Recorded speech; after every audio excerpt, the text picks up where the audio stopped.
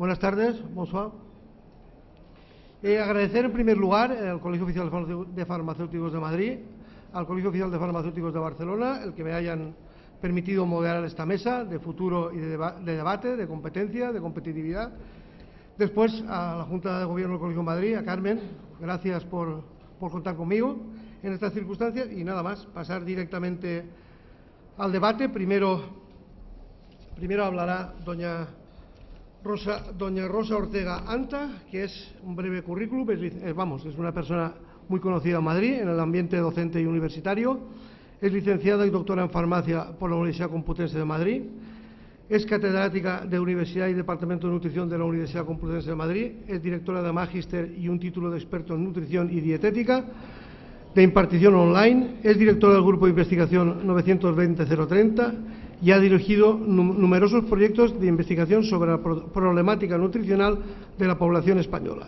Ha realizado más de 300 publicaciones en revistas científicas. Es autora de 17 libros del programa DIAL para tabular dietas y es miembro de diversos grupos de expertos y diversas sociedades de nutrición. En resumen, una persona con mucho prestigio en el ambiente docente de Madrid. Rosa, tiene usted la palabra. Creo que no hay duda que la formación de farmacéutico, que es muy multidisciplinar, pero es muy alta en temas de alimentación y nutrición, puede ser la base de nuevas actividades de negocio, por supuesto dentro de la legalidad, que es otra parcela que va a hablar ahora a continuación el siguiente ponente. Yo en mi charla voy a hablar de estas dos parcelas. Por un lado voy a hablar de cuál es la formación del farmacéutico en temas de nutrición y alimentación y de cuál es la necesidad de profesionales con este perfil, que todos saben que es muy elevada esta necesidad. Hay una gran necesidad y demanda de información en nutrición, hay un gran desconocimiento, fuentes de información en nutrición poco fiables. El farmacéutico puede hacer mucho. Bueno, pues este es en resumen la parcela de la que voy a hablar yo. Respecto a cuál es la formación del farmacéutico en temas de nutrición y alimentación, es muy amplia, aunque también he de decir que no es homogénea, es heterogénea según el momento en el que hemos estudiado farmacia y la comunidad. Pero desde luego, por ejemplo, la nutrición comienza a impartirse en la Universidad Española en farmacia, no en ninguna otra facultad, sino en farmacia. Y es ahí en la Facultad de Farmacia, por ejemplo, bueno, en Granada, en Santiago, en Barcelona. Hay unos cuantos puntos, pero muy concretamente en Madrid, que es de lo que yo puedo hablar con conocimiento de causa como profesora de la Complutense, es donde se empieza a impartir la nutrición, primero como asignatura optativa, luego obligatoria. Ya hace unos 25 años todos los farmacéuticos tienen como mínimo una formación de 60 horas anuales de nutrición mínimo, aunque luego estudien otras materias, por supuesto la bromatología que se suma, y saben que son materias que interaccionan en el conocimiento. Sin detenerme, el farmacéutico, además de tener como asignaturas obligatorias la nutrición o la bromatología, tiene asignaturas optativas: evaluación clínica del estado nutricional, biodisponibilidad, epidemiología, dietética, genéricas. No me voy a detener. Desde hace 25 años los farmacéuticos que han cursado nutrición hasta este momento están cursando como mínimo 60 horas de nutrición, 60 de bromatología, más algunas otras asignaturas de nutrición. Una gran formación de nutrición, sobre todo para el que quiere coger más asignaturas. En el grado hay pequeños cambios, menos materias pero más horas. No me voy a detener. Tenemos el doctorado en nutrición. Desde hace 30 años se imparten doctorados de nutrición en las facultades de farmacia, y se han doctorado muchos farmacéuticos en nutrición. Tenemos luego un máster, uno presencial que se imparte desde el año 89, ya ha habido 11 ediciones. Saben ustedes que hoy en día es muy fácil que un máster fracase porque no hay alumnos. El tener constantemente interés quiere decir que hay un interés por esa materia cuando se mantienen unos estudios durante 11 años. Ahora títulos propios tenemos online para alumnos cuando no pueden desplazarse a las clases, magíster, experto, uno de 2 años, otro de 1, que son títulos también oficiales de la Complutense. Bueno, pasando por encima tenemos la Escuela Complutense de Verano, cursos de 100 horas, otros cursos que voy a pasar, libros, Me estoy centrando, por supuesto, en mi departamento, en el ámbito que yo más conozco, porque no puedo hablar de facultades de otras comunidades, pero les dará una idea. Bueno, el programa que hemos hecho para tabulación de dietas, está claro que trabajamos, los farmacéuticos hemos aportado mucho a la sociedad en general y a la formación del farmacéutico en particular, por ejemplo, haciendo campañas de educación nutricional, no solo a nivel de Madrid, sino, por ejemplo, en colaboración con el entonces Ministerio de Sanidad y Consumo, el rombo de la alimentación, de cómo debía ser una alimentación correcta, que lo hicimos en el año 96 y que ha estado en la web de la Agencia Española de Seguridad Alimentaria y Nutrición durante muchos años. Realmente los farmacéuticos hemos estado en la nutrición siempre en la cabeza de la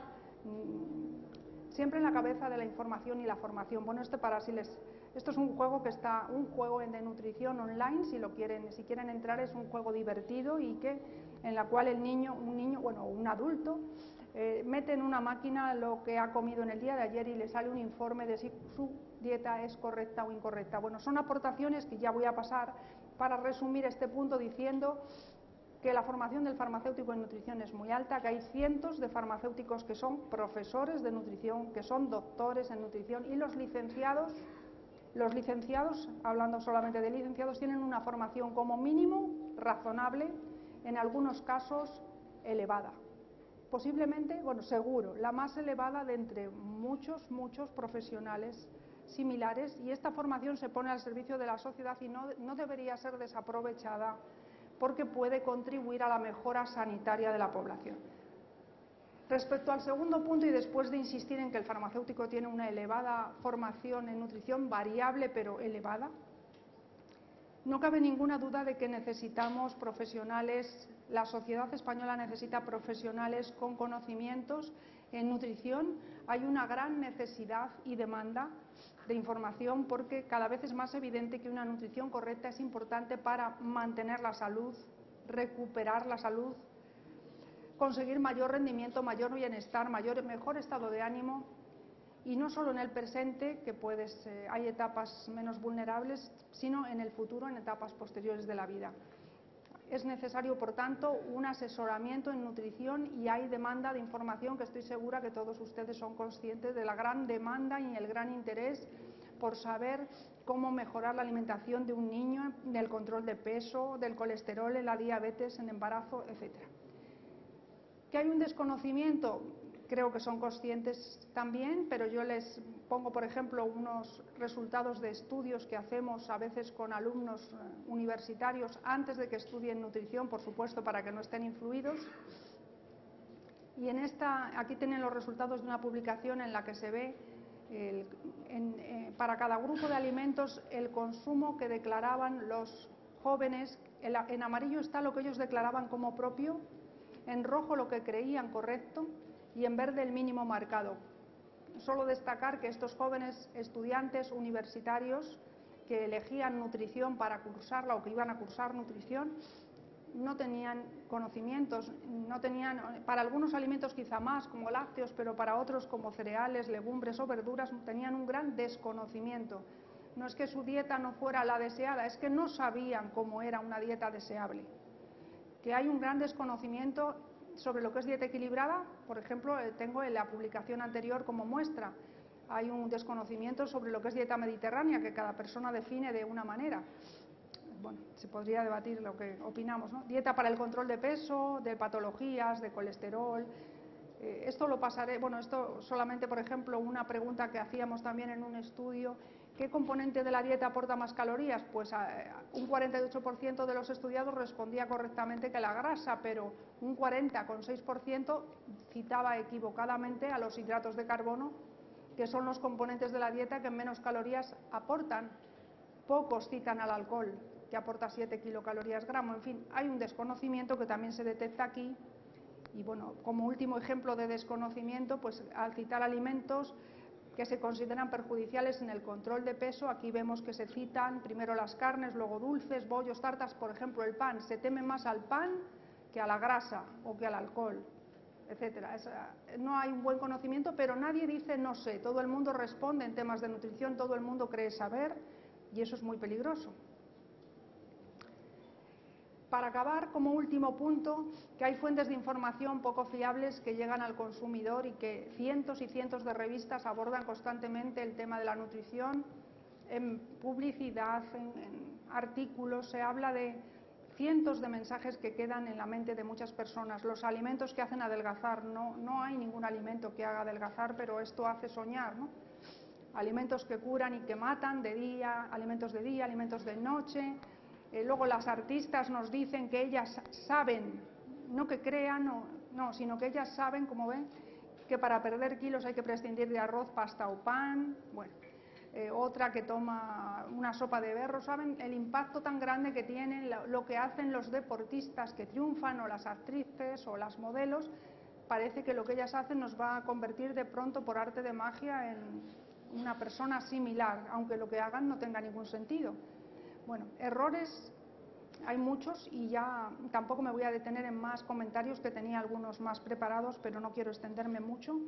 Creo que este estudio que está publicado en el 2004 es interesante, un estudio sobre fuentes de información. Estos investigadores vieron que las principales fuentes de información de la población, nosotros hemos hecho estudios similares, pero no tengo ahora nada publicado para mostrarles, pero estos autores veían que los principales fuentes de información eran los medios de comunicación social, seguidos por amigos y familiares. Fíjense qué pena.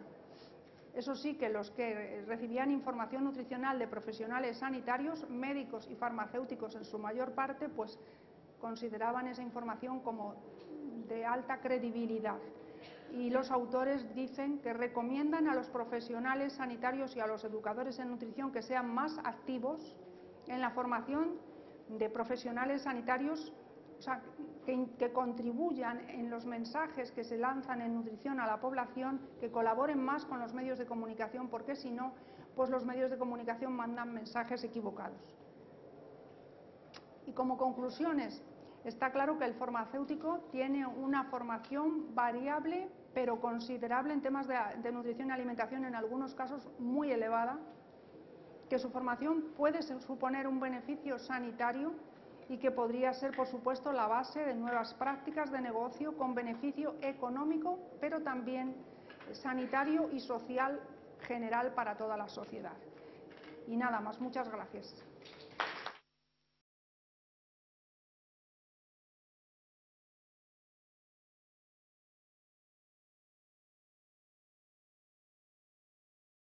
A mí me toca la parte jurídico-legal de todo este asunto, de esta posibilidad de abrir nuevas vías de negocio a la oficina de farmacia. En ese sentido, es importante destacar que la oficina de farmacia, como establecimiento sanitario que es, ha desarrollado un papel crucial, fundamentalmente a través de la prestación farmacéutica y del acto de dispensación clave de esa prestación farmacéutica. Prestación farmacéutica y dispensación que se han visto que, como actividades fuerte e intensamente reguladas, se han visto en los últimos años sometidas a medidas muy drásticas, muy severas, tendentes fundamentalmente a la contención del gasto público sanitario farmacéutico. Creo que no hace falta citar las últimas o las más recientes medidas, las rebajas de precios de los decretos leyes más recientes, ni siquiera remontarse a los orígenes, pues como con el sistema de precios de referencia, o con medidas, insisto, importantes y agresivas desde el punto de vista económico para la oficina de farmacia y para toda la cadena del medicamento en general. Si a esto le unimos el dificilísimo y complejo entramado económico en el que nos encontramos, pues lógicamente la consecuencia es clara. Es necesario buscar vías de negocio alternativas que dentro del marco legal permitan la viabilidad, garantizar la viabilidad de la oficina de farmacia y que permitan a esta satisfacer el fin y la finalidad pública para la que ha sido concebida.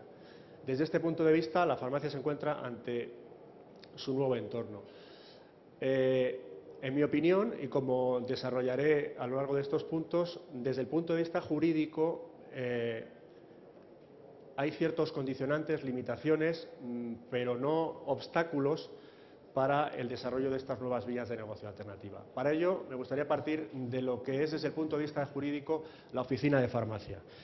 La oficina de farmacia tiene una doble cara, una doble faz, en la medida en que, junto a su concepción como establecimiento sanitario privado de interés público, que es así como lo califican las normas en vigor, tiene una dimensión, una vertiente jurídico-privada y empresarial.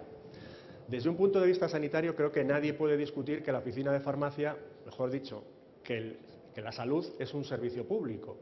Bien, pues si los servicios públicos se prestan desde el punto de vista jurídico con arreglo a dos técnicas, las técnicas de gestión directa y las técnicas de gestión indirecta cuando es la propia autoridad pública quien presta el servicio, gestión indirecta es cuando un particular, en virtud de un contrato, normalmente en virtud de una concesión administrativa, desarrolla esas facultades.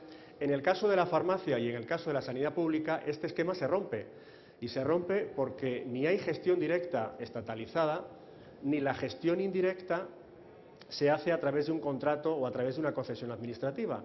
El farmacéutico opera a través de una autorización administrativa y esa autorización administrativa es un título jurídico que le faculta para hacer todo aquello que la ley no impide, todo aquello que la ley no prohíbe. Al contrario de lo que ocurre con el concesionario, que solo puede hacer aquello que el contrato expresamente le autoriza. Por tanto, en principio, en todo aquello que se encuentre de acuerdo con la legalidad vigente, con el ordenamiento jurídico, en todo aquello que no esté expresamente prohibido, existirá un importante campo de actuación para la oficina de farmacia a la hora de acometer el desarrollo de nuevas vías, de nuevos servicios, de nuevas vías de negocio. Desde el punto de vista mercantil, como digo, la farmacia es una empresa y esto obviamente es indiscutible. El farmacéutico no es un funcionario, el farmacéutico es un profesional que desarrolla una actividad profesional y además una actividad empresarial. La farmacia es una empresa susceptible de negocio jurídico privado y que está en el tráfico, lógicamente con las limitaciones pertinentes, pero es una empresa.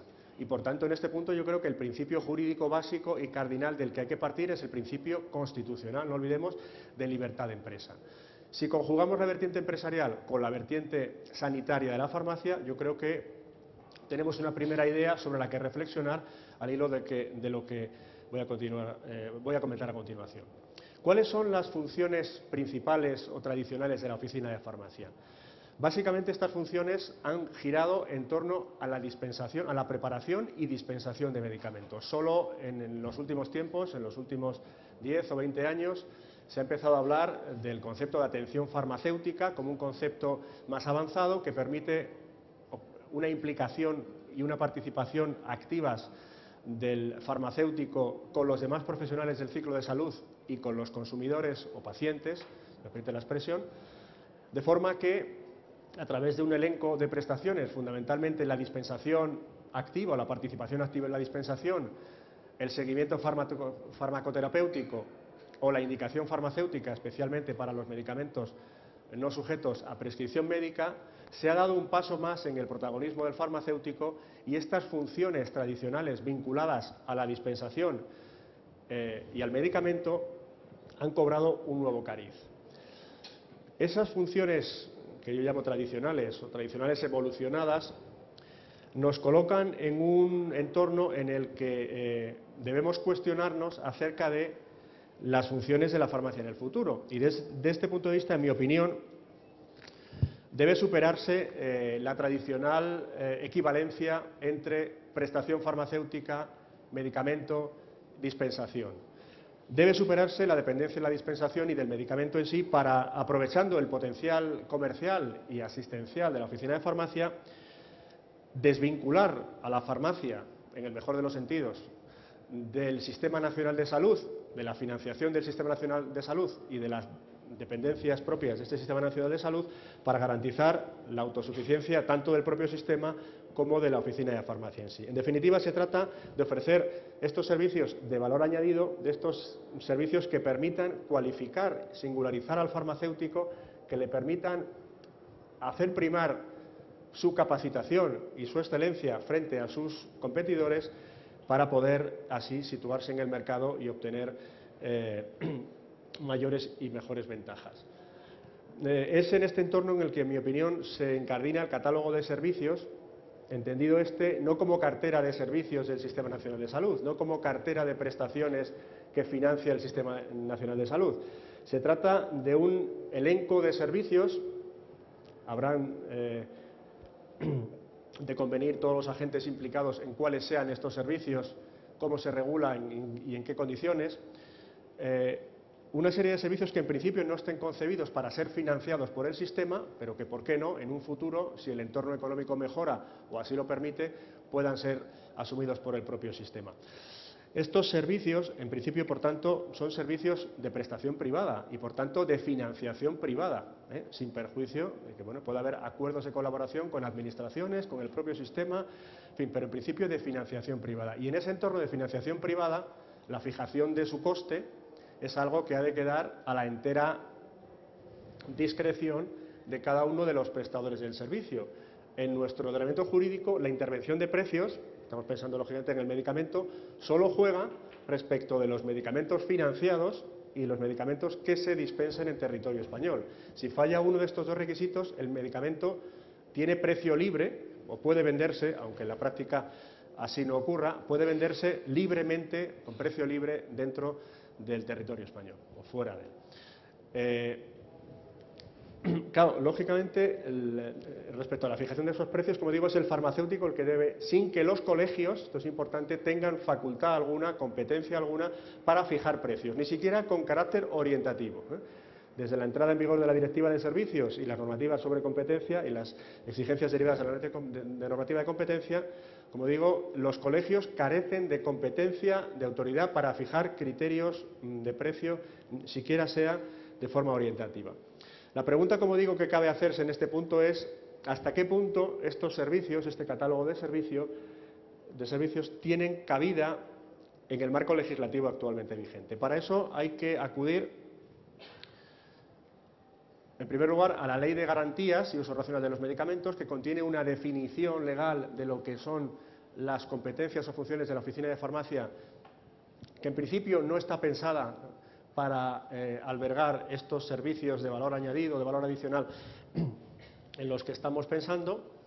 Es una redacción del año 2006, pero en definitiva es una redacción que como mucho recoge el concepto de atención farmacéutica, aunque no excluye otras posibles consideraciones, y lógicamente hay que atender junto con la Ley de Garantías a la legislación de farmacia, tanto estatal como de las comunidades autónomas. La legislación estatal de farmacia contiene una descripción de las competencias y funciones de la Oficina de Farmacia de forma cerrada, y están pensadas fundamentalmente en el medicamento, en su dispensación y en algún caso en la atención farmacéutica, pero no en la prestación de estos servicios de valor añadido. En cualquier caso, cualesquiera otros servicios que no tengan encaje aquí, la norma estatal parece dar cabida a la posibilidad de concertarse, de convenirse, de contratarse, si se me permite esta expresión, con la propia administración sanitaria. Pero en principio la ley no está pensando en estos servicios, en este catálogo de servicios de valor añadido. Distinto es el caso de las comunidades autónomas, donde con 17 legislaciones podemos decir que no hay 17 regulaciones, porque en lo esencial todas estas regulaciones coinciden, confluyen en una serie de funciones o competencias propias de la Oficina de Farmacia. He hecho un extracto de las comunes, de las que suelen coincidir en todas o casi todas las legislaciones autonómicas, y ahí he subrayado alguna que nos podría dar pie a la posibilidad de admitir este tipo de servicios. La colaboración en programas de promoción, prevención y educación para la salud. Dice la sexta, otras funciones de carácter sanitario que, de acuerdo con su titulación y a requerimiento de la Administración o por propia iniciativa, pueda realizar el farmacéutico. Por tanto, esta enunciación o enumeración abierta contrasta con la cerrada de la legislación estatal. Y en este caso no es que prevalezca la legislación autonómica, sino que la legislación autonómica, en cuanto a desarrollo de la estatal, y aquí la técnica de reparto de competencias en materia normativa es legislación básica estatal y desarrollo por parte de las comunidades autónomas, permite, en mi opinión, no excluir de entrada la posibilidad de prestación de estos servicios de valor añadido. El caso claro de la Comunidad de Madrid, quizás sea uno de los ejemplos donde la descripción de las competencias sea más abierta. Funciones relacionadas con la prevención y promoción de la salud. Luego se desarrolla en qué consiste esto. En definitiva, lo que quiero dejar claro con esto es que... Vaya, ya se me ha ido. es que no existe un obstáculo legal que impida el desarrollo de estas funciones o de estos servicios de valor añadido que puedan desarrollar las oficinas de farmacia. Pero si esto es cierto, lo que no es menos cierto es que esto ha de hacerse con arreglo a unos criterios. En primer lugar, desde el punto de vista de la forma en que habrían de implantarse estos nuevos servicios, en mi opinión, no sería necesaria una modificación legislativa. Quizás sí pudiera ser conveniente, en la medida en que, como digo, la legislación no está pensando en esto, aunque tampoco lo impide. En algunos casos sería necesario o imprescindible un acuerdo con la Administración sanitaria o con los colegios oficiales de farmacéuticos correspondientes, porque la legislación en estos casos supedita estas nuevas prácticas a ese acuerdo.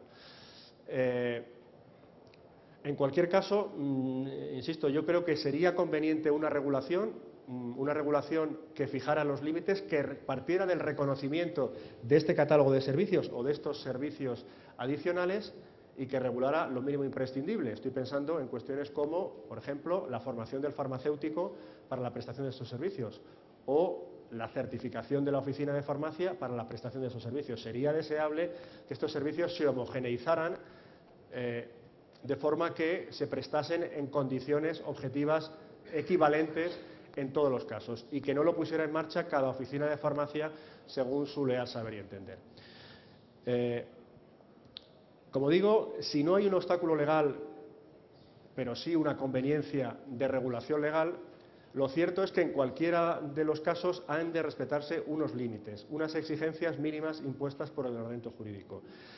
Estos límites fundamentalmente derivan de lo que decíamos al principio de mi intervención, y es la doble faz de la oficina de farmacia. Se trata de límites sanitarios y límites mercantiles o empresariales. Desde el punto de vista sanitario, obviamente, el límite fundamental con que vamos a tropezar es el respeto a la ordenación de las profesiones sanitarias de los profesionales que puedan intervenir en este proceso.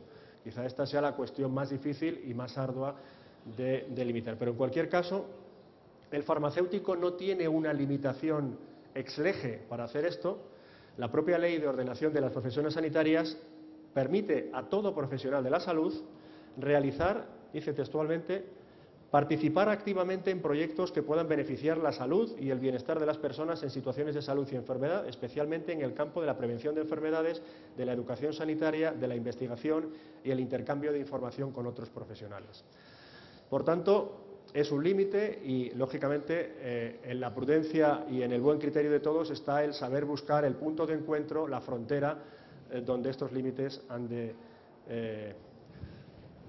jugar. Ya me están llamando la atención, o sea que voy a terminar muy rápidamente. Desde el punto de vista sanitario, otro límite importante que habría que respetar, así a título de ejemplo se me ocurre, es el de evitar que con estas prácticas se incentive el uso irracional o no responsable del medicamento, o que se haga promoción o publicidad de medicamentos que no sean objeto de publicidad o promoción. Pero respetados estos límites, ¿por qué no se va a poder hacer publicidad de estos servicios adicionales, siempre y cuando, como digo, no se franqueen estos límites? ¿Por qué no se va a hacer publicidad del laboratorio o de la oficina de farmacia como tal, no del producto en sí? Bien, desde el punto de vista mercantil, el límite fundamental que hay que observar y que hay que respetar es el impuesto por la competencia. No caben medidas restrictivas de la competencia, acuerdos de reparto de mercado, acuerdos de fijación de precios, abuso de posición dominante, que puede haberlas, o prácticas contrarias a la competencia leal, prácticas que traten de perjudicar a un competidor en el mercado. Ejemplo típico de esto es la venta por debajo de su precio o la venta sin precio con el único y exclusivo objetivo de eliminar a la competencia del mercado. Si esto es así y no como una medida legítima de promoción del producto o servicio que se pone en el mercado, estaremos ante una conducta desleal y aquí tropezaremos con un límite claro en la prestación de esos servicios.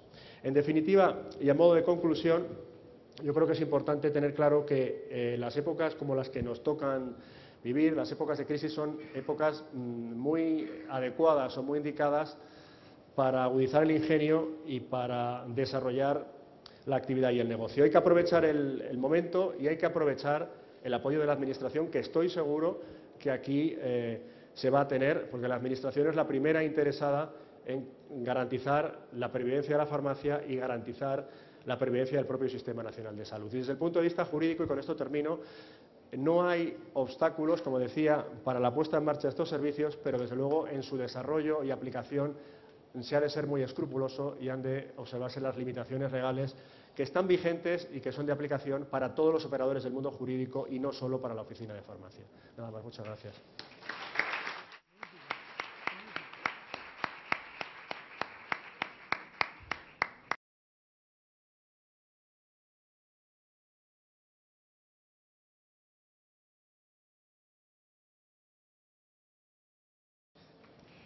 Over the next 15 minutes, I would like to talk to you about some of the economic and structural forces that are affecting the markets of pharmacy across Europe, and why those economic forces are creating the need for pharmacists to take a greater role in services.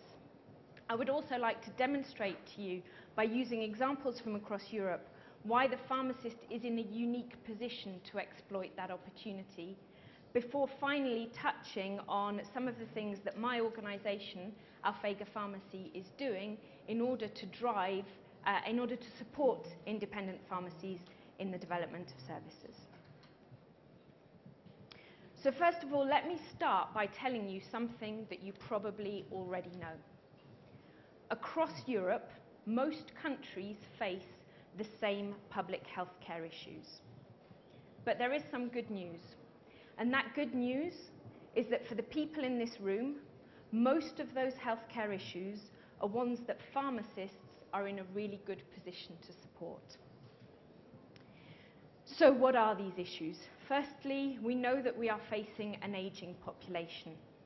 And linked to that ageing population, we also have an increase in the number of long-term conditions and chronic diseases that need managing. We also have a need to promote healthy lifestyles, better nutrition, the safe consumption of alcohol, making sure that we reduce our consumption of tobacco, and of course, preventing illegal drugs. I think my first colleague, who is a nutritionist, said it much better than me. There is also a real problem with obesity in Europe today and related conditions such as diabetes and cardiovascular health. In addition, across Europe, we need to support patients with their mental health, and in particular, we see depression is significantly on the increase across Europe. Finally, and you may be less familiar with this, there is a need to overcome health inequalities and to ensure that citizens all across Europe have equally good access to high-quality healthcare. Let us consider for a moment the economics of the situation. I've said we have an ageing population.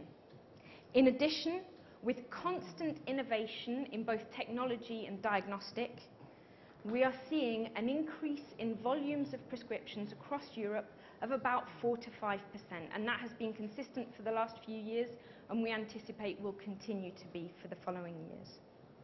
I think you'll agree this is in real contrast to the European economy, which sadly is not growing 4 to 5% every year. The rise in volume combined with the economic crisis is having a real impact on our funding model and creates more and more pressure on governments to reduce the medicines bill. Because of this, governments reduce the medicines bill any which way they can. That means that they'll reduce reimbursements, that they'll try and regulate pricing, that they'll promote generics. And I know that in Spain you've seen some recent legislation along these lines.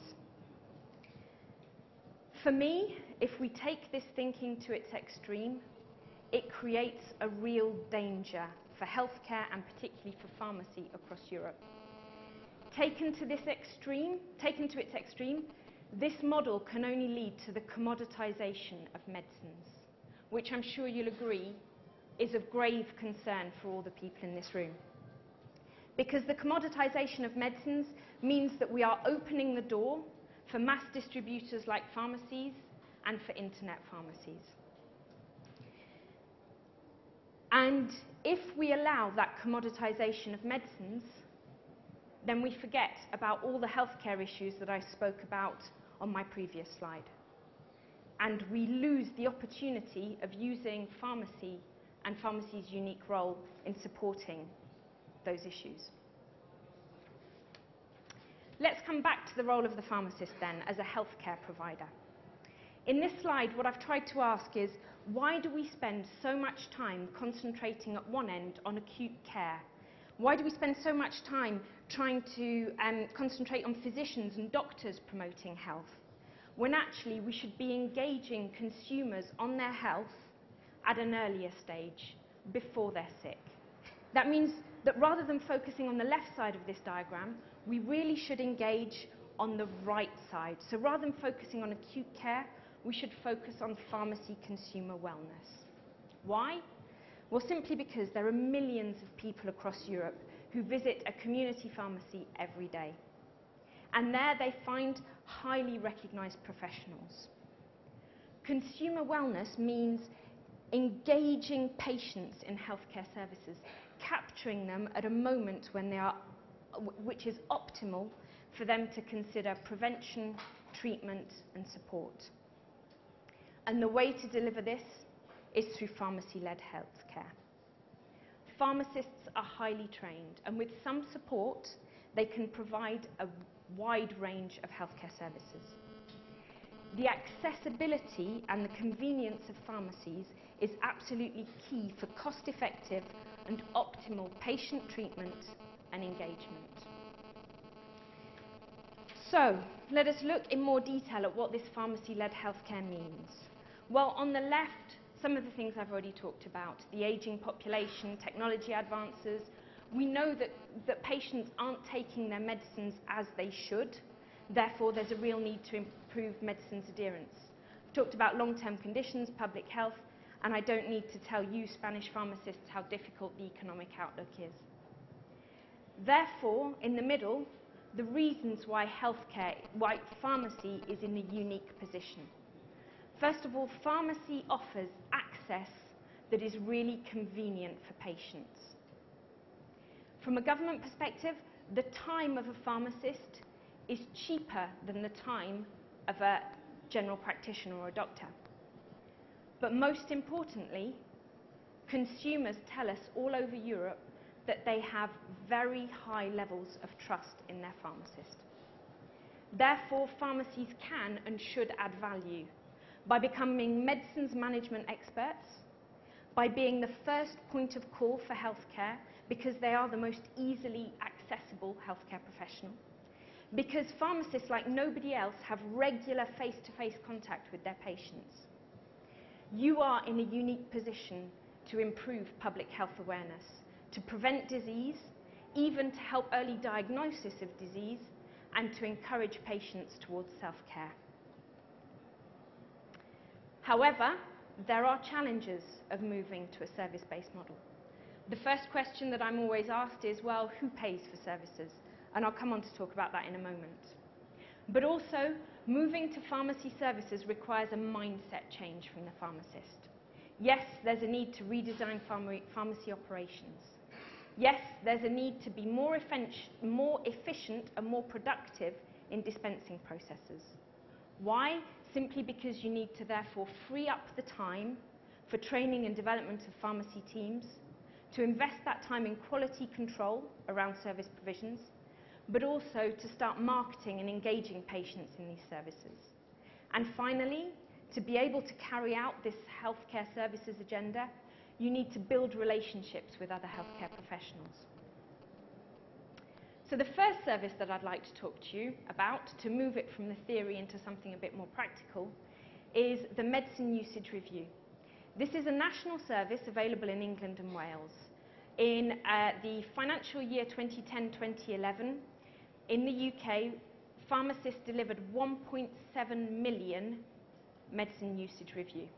What does this mean? Well, it's quite simply a 15-minute face-to-face consultation with a pharmacist, where the pharmacist reviews all the prescribed medication that a patient is taking, looking for which ones may have interactions, which ones may no longer be necessary, and also talking to the patient about why they're taking their medication to ensure better long-term adherence. Any issues that are picked up are then resolved with the patient's general practitioner or doctor. This is really crucial, for every medicine usage review that the pharmacist carries out, the government pays them 28, which is about 31 euros. So they are paid for this consultation by the government. Very similar to that medicine usage review, we have a new medicine service. This is a new national service in England, and the payment structure is similar to the medicine usage review. And here it's really because it's estimated that 0.5% of all items dispensed are for new medicines to treat long-term conditions. As I've said, we know that there's an issue with between 30 to 50 patients not taking their medication correctly. So here the pharmacist has 3 interventions with the patients over the first 4 weeks of treatment to really make sure that there is that understanding of the medication and to guarantee that better long-term adherence. I think it's also important to say, because I know that the perception of England is that it's all chain pharmacies. In England, these services are developed and are offered by independent pharmacies and chain pharmacies alike.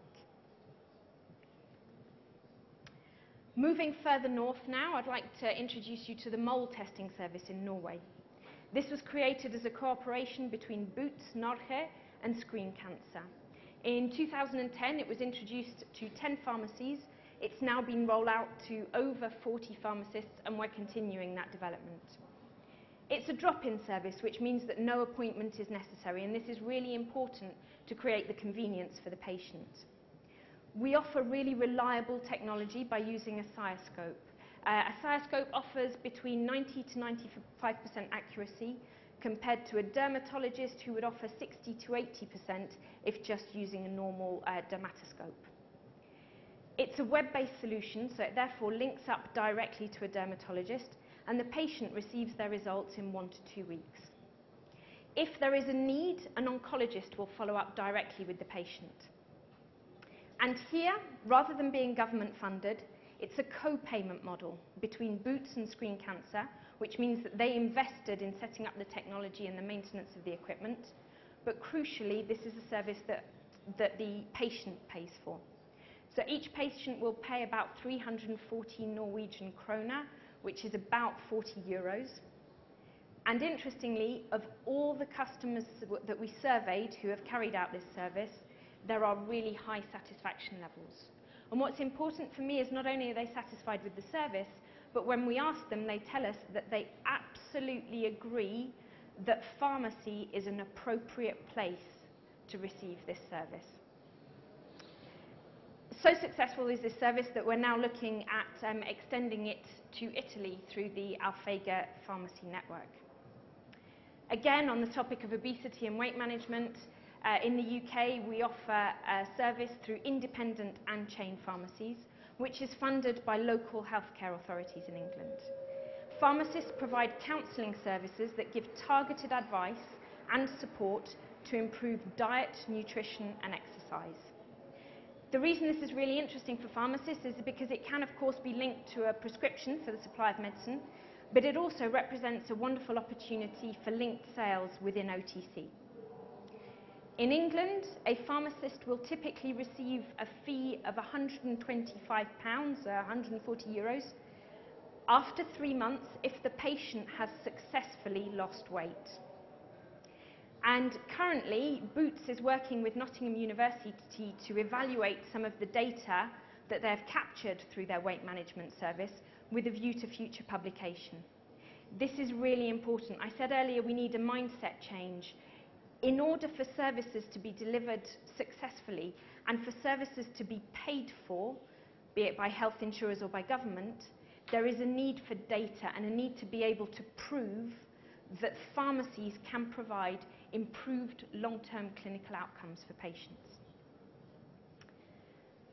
My final service is the first one that the UK pioneered in 2007, and it's for chlamydia testing and screening.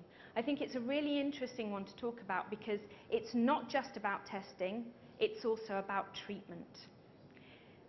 This is a service that was initially commissioned by local healthcare authorities in London, and that was initially exclusive to Boots, but is now available in independent pharmacies and chain pharmacies alike.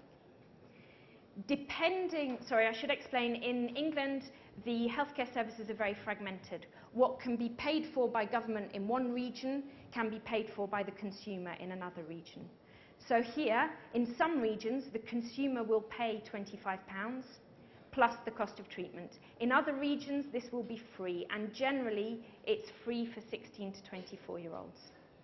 The patient is provided with a screening kit, and the test is, of course, carried out by a qualified laboratory. The tests are then picked up in pharmacy within 3 days. And this is really important because if the results are positive, it's really important that the pharmacist at that point immediately can engage the patient in conversation, can explain the positive result, explain what that means, but also legislation has changed in the UK to enable the pharmacist to immediately prescribe the relevant treatment without going back to a doctor. In some areas, this treatment will be provided free. In other areas, it will be provided as a pharmacy-only medicine, which means the patient has to pay. And that's really down to local funding. So, what are the benefits of moving to a service-based model? Well, for the patient, it means that they have support for achieving a healthier lifestyle. It means that they have easier access to professional advice, and I should add, high-quality professional advice. For the pharmacist, I personally believe it is the best weapon we have against the commoditization of medicines, and it strengthens your role as a professional. For the government, simply prevention is cheaper than cure. And also, pharmacy enables access at a lower cost. Pharmacies are already present on every high street. The infrastructure is already there. Now it's about utilising that infrastructure. But there are also benefits for the pharma industry. Through pre-diagnostic or through better adherence, they can see increases in prescription. But also by strengthening the role of the pharmacist and by avoiding the risk of commoditizations of medicines, we're fighting against internet pharmacy, which has an increased risk of counterfeit medicines. By keeping medicines in the hands of the pharmacist, it's the safest way of ensuring medicines are dispensed properly and that we fight counterfeits. I have to talk to you about Alphega. As I mentioned in the introduction, we're the leading network of independent pharmacies across Europe. We're currently present in France, Italy, Spain, the UK, Russia, and the Czech Republic. But we also work with networks in Holland and in France, which means that combined we support over 5,200 pharmacists in 8 countries. I always say that our mission is to support pharmacists in their dual roles, as healthcare providers and as business managers. Our ambition within Alphega Pharmacy is to develop patient focus and to deliver exceptional patient care.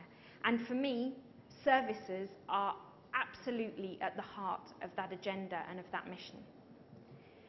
There is no doubt it is very difficult for a single pharmacy to develop services. There are legal implications, there's training requirements, and that's why in the UK, Alphega Pharmacy delivers what we call services in a box. Literally, the pharmacist will physically receive a cardboard box that contains all the training materials, all the tools, and all the information that he or she needs in order to deliver that services. And we're now using that learning combined with our local knowledge through Alliance Healthcare in Italy to adapt this kind of services for the Italian market. In Spain, my colleagues have been working on what they call the Baby Project, and I think this one is really interesting because it shows how we can start with easy things and build on that to create more of a services agenda. It really positions the pharmacist as a support and counsellor during pregnancy and the baby's first years. And this is really important because we know from research that mothers are the gatekeepers to the whole family's health. So if you can capture young women when they're at that vulnerable stage of pregnancy, you can really create relationships with them that will last a lifetime and will help encourage the loyalty of that consumer.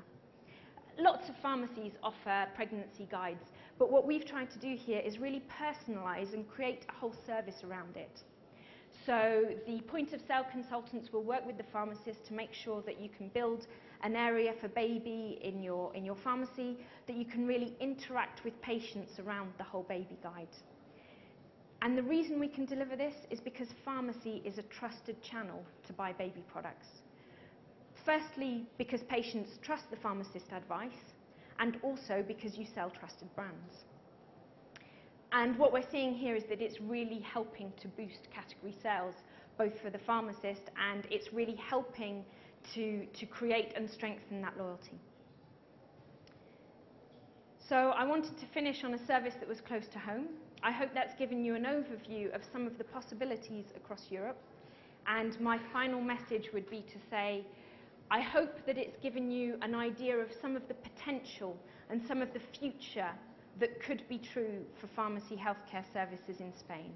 And if you as pharmacists decide to develop that agenda, Alfega Pharmacy will be here to support you. Thank you very much. Tu nombre, de dónde eres y a quién te diriges. Ahí está. Hola, bueno, soy Jorge Laluce y yo en realidad no soy de la industria farmacéutica, soy de la industria de Internet y de tecnología. Y precisamente, bueno, pues estoy viendo pues que tenéis un poco el reto de pasar del servicio de dispensar al servicio de vender, y bueno, pues ahí hay las famosas tecnologías de Internet y las redes sociales. Y ahora mi pregunta iba para José Ignacio, que en un momento dado, efectivamente has comentado que no se puede hacer publicidad, por supuesto, de los medicamentos que no lo permiten, pero sí de la farmacia, y la pregunta es, o del rol de farmacéutico, o incluso simplemente el concepto de dar consejos en Internet, consejos específicamente en redes sociales. ¿Cuál es tu visión al respecto? El tema de la promoción y se oye, no sé si se escucha bien. Sí, ahora sí. Sí, el tema de Internet y los servicios de salud es un tema bastante delicado y bastante complicado, ¿no? Desde el punto de vista de lo que es el medicamento en sí, las limitaciones son obvias, la legislación es muy restrictiva y prácticamente impide o solo permite el uso de estas técnicas para medicamentos no sujetos a prescripción médica. En el caso de los servicios yo creo que es distinto, es decir, estamos en un entorno en el que está todo por explorar. Es decir, hay unos límites fijados normativamente que hay que respetar y, lógicamente, a través de estas tecnologías informáticas se podrán, o telemáticas, se podrán desarrollar este tipo de servicios siempre y cuando con eso no se violente un límite que exista. Si la prestación de estos servicios, en definitiva, redunda en una publicidad del medicamento prescrito o en una venta del medicamento prescrito, evidentemente ahí el límite yo creo que es infranqueable.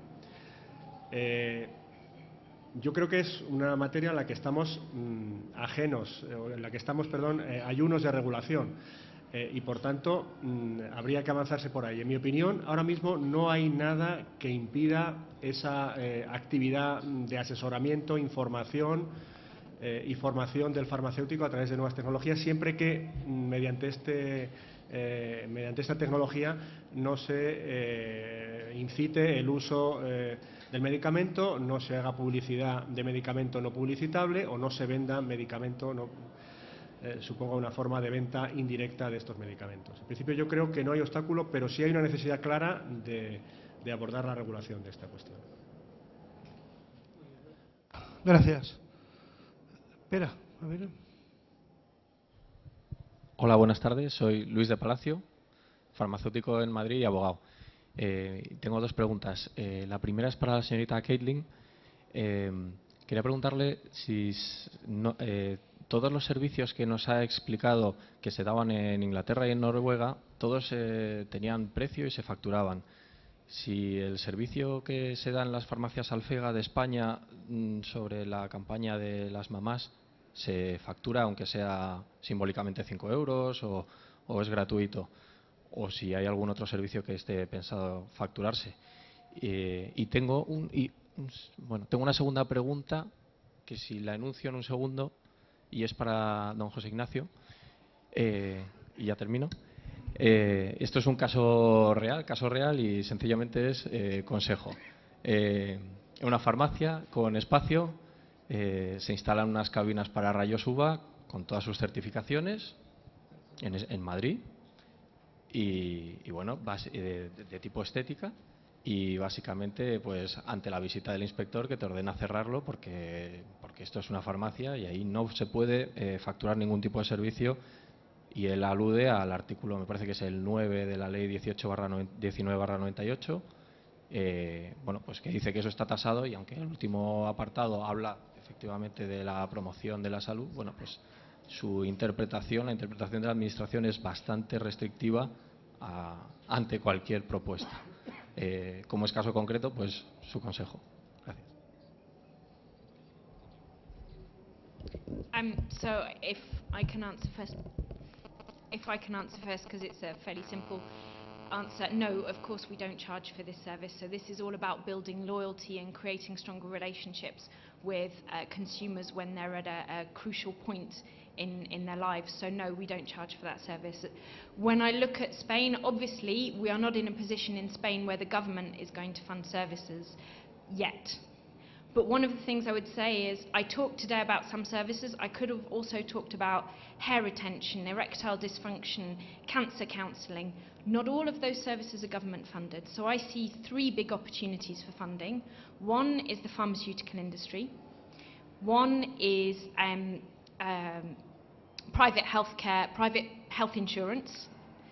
Another one is charities, because a lot of charities want access to patients on certain conditions, and pharmacy is a really good way of providing that.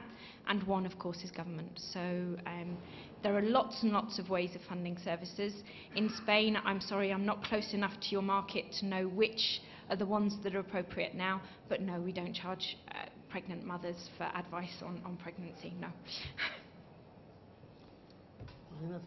Bueno, por lo que a mí respecta, en principio, es decir, como antes decía, ¿no?, en la exposición, o sea, la regulación aquí está dividida entre lo que es la regulación básica estatal y la de desarrollo de las comunidades autónomas. Es verdad que la estatal es muy restrictiva, porque tiene un catálogo, un listado bastante cerrado, y solo permite que por vía de concierto, de colaboración con la administración sanitaria correspondiente, se pueda ampliar ese abanico.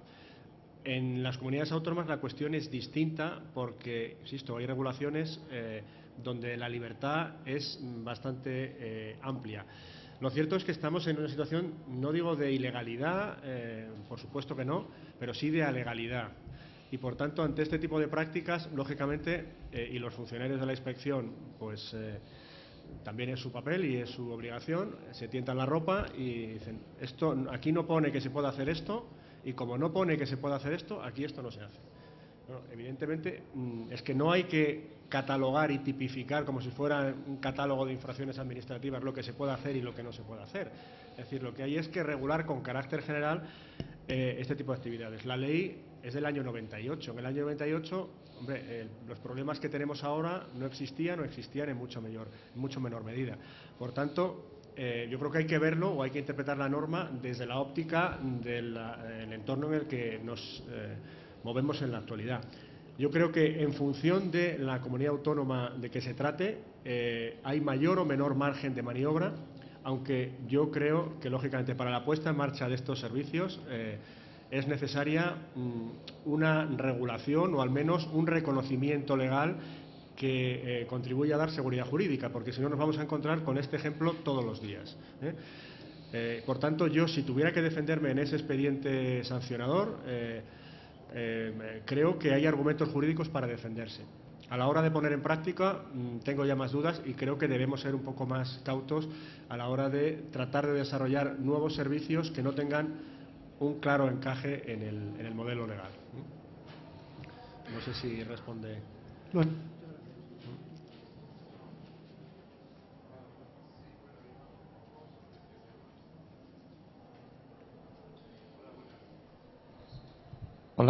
Hola, buenas. Soy Jonas Torres y trabajo en el sector. Y la pregunta iba un poco en la misma línea. Y no me ha quedado clara su respuesta, perdone, pero ¿qué hacemos? ¿Lanzamos el servicio? ¿Nos esperamos? ¿Luchamos antes con la administración? Hombre, yo, si he lanzado el servicio, me defiendo como pueda, ante una actitud de inspección, porque además creo que hay argumentos legales para defenderse bien. Ahora, mi consejo es ser cauto y esperar al desarrollo de estos servicios. Yo creo que aquí es fundamental, como antes decía, la catalogación de los servicios, si es posible. A lo mejor no es necesario.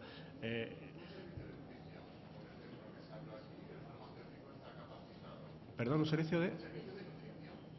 Sí. Sí. Bueno, Yo, en principio, no veo obstáculo legal para que eso se pueda hacer. Ya. Por eso. sí.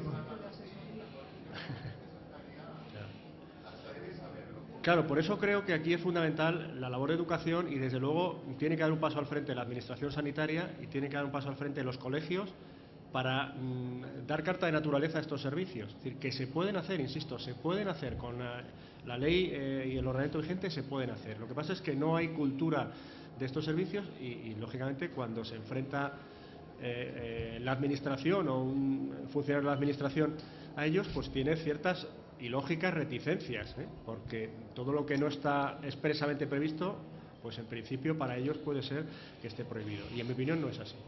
Vale, pero a ver, yo creo que está bien que en tu opinión no es así, pero la realidad es, yo mañana tengo una farmacia, quiero montar un servicio de nutrición, ¿puedo? ¿No puedo? ¿Lo puedo publicitar? No. A ver, es que esa es la causa del asunto, ¿no? A ver, por ejemplo, en Cantabria, un caso. En Cantabria dicen que no se puede, que el farmacéutico lo puede hacer el farmacéutico, pero no lo puede subcontratar. En otras comunidades se dice que sí lo puede hacer el farmacéutico directamente porque está formado. ¿Un farmacéutico qué hace en este caso? ¿Dónde se informa? Es que estaría bien esa respuesta, ¿no? Yo he venido a esta charla para obtener esas respuestas. Vale, tú me dices, sí, lo lanzo, pero luego dicen por ahí que viene un inspector y me lo cierra. Con la correspondiente inversión, en dinero, en tiempo. Por eso mismo yo creo que debemos ser cautos y debemos, antes de lanzar iniciativas un poco rompedoras o innovadoras, yo creo que al final es que los acontecimientos se van a imponer por sí solos, y la administración está obligada a impulsarlos y los va a impulsar, o sea, no me cabe ninguna duda. Es decir, yo sería prudente y lógicamente no me lanzaría sin un mínimo confort o sin una mínima seguridad jurídica que se me diera desde la administración o desde los colegios. En mi opinión, yo creo que hoy, con lo que tenemos, se puede hacer, y si a mí me pides el confort, creo que se te podría dar, pero por prudencia yo no lo haría. Sí, yo creo, vamos. A ver, soy Rafael Canales y una de las dudas que estoy aquí es para José Ignacio. Según una de las leyes de la farmacia, no me acuerdo ahora mismo cuál es exactamente, pero se supone que por los servicios que ofreces en la oficina de farmacia no puedes cobrar directamente. O sea, tú el servicio de dietista no lo puedes cobrar, según dice la ley, creo que es la de la Comunidad Valenciana. Cuando yo en su día estaba allí trabajando, el servicio de dietista no lo podías cobrar directamente, y en según qué comunidades no se debe cobrar o no se puede cobrar. Que el coste de los servicios, cuando cuando tú quieres implantar el servicio de dietista, de cualquier otra cosa, que cómo lo facturas, cómo emites para que luego te lo puedas hacer el servicio. Pero eso es último. Que se supone que en la oficina de farmacia los servicios, el consejo no lo puedes cobrar. Entonces, ¿cómo haces para que el consejo de nutrición, cuando tú ofreces el servicio de nutrición, por ejemplo, y implantas uno de estos arrendado, como dice este chico, que no puedes, se supone, que cobrarlo? Yo creo que no puedes cobrar el consejo que va vinculado a la dispensación del medicamento en sí, es decir, porque al final es una actividad instrumental que lógicamente va en el propio precio del medicamento que tú estás dispensando. Ahora, si se trata de un servicio distinto, diferente, cualificado, que va más allá de esa simple información, ¿por qué no lo vas a poder cobrar? Es decir, si no hay una expresa limitación y prohibición, y desde luego yo no la conozco, ¿por qué no vas a poder cobrarlo? ¿Perdón? ¿Hay más preguntas? A ver.